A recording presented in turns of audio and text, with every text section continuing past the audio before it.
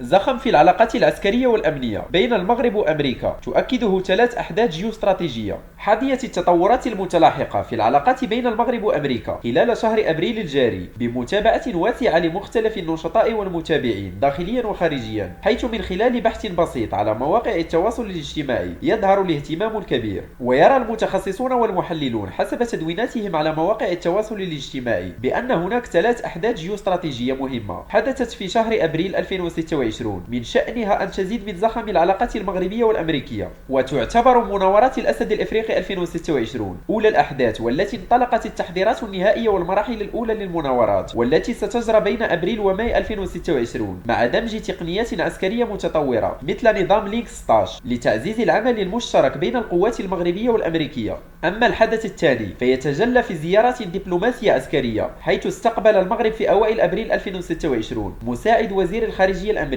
لشؤون الحد من التسلح كريستوفر ياو لمناقشة تحديات الأمن الإقليمي. أما الحدث الثالث فهو تنسيق أمني استثنائي، حيث أعلن رسميا في 15 أبريل 2026 عن انضمام المغرب لفرقة العمل التابعة للبيت الأبيض المعنية بتأمين فعاليات كأس العالم 2026، مما يعكس ثقة واشنطن في المنظومة الأمنية المغربية.